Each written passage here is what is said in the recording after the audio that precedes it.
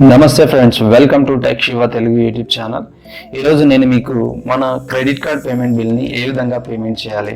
చాలామంది మనకి online banking లేదు, లేకపోతే ఇది ఎలా పేమెంట్ చేయాలనేది చాలామందికి డౌట్ వస్తుంది. బట్ మనం చాలా ఈజీగా పేమెంట్ చేయొచ్చు క్రెడిట్ కార్డ్ బిల్ అనేది.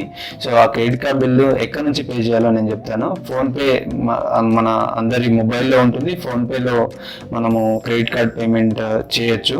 సో ఫోన్పేలోకి వెళ్ళి చూపిస్తాను ఎక్కడి నుంచి పేమెంట్ చేయాలనేది, ఏ విధంగా చేయాలనేది ఫోన్పేలోకి వెళ్ళి చూద్దాము.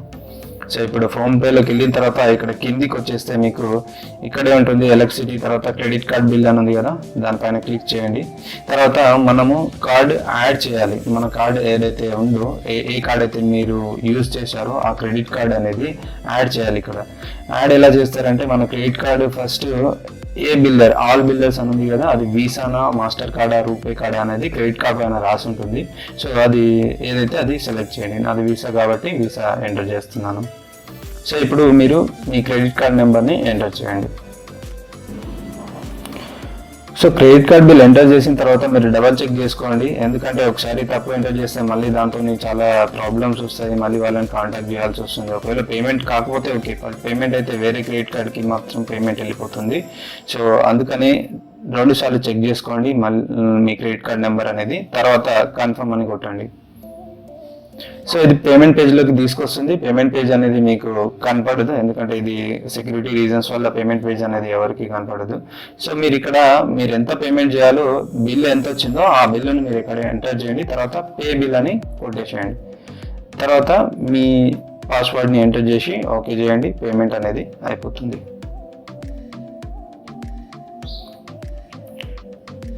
సో చూడండి ఫ్రెండ్స్, మనకి ఇప్పుడైతే బిల్ పేమెంట్ సక్సెస్ఫుల్ అని వచ్చేసింది. నేను 24,000 పేమెంట్ చేశాను. సో ఇక్కడ మనకు సక్సెస్ఫుల్ అని వచ్చేసింది. తర్వాత your bill status will reflect in the builder portal with in 3 to 5 days అని చెప్తుంది. బట్ తొందరగానే మనకు రిఫ్లెక్ట్ అయిపోతుంది, మనకు మెసేజ్ కూడా వచ్చేస్తుంది. సో ఆ మెసేజ్ కూడా నేను చూపిస్తాను.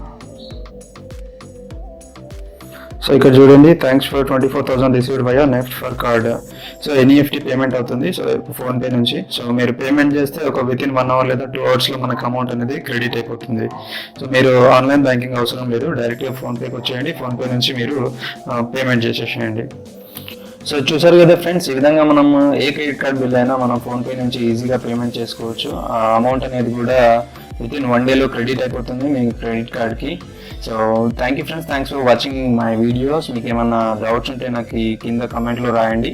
మీకు కనుక నా వీడియో నచ్చినట్లయితే లైక్ చేయండి, షేర్ చేయండి, తప్పకుండా సబ్స్క్రైబ్ చేసుకోండి. Thank you.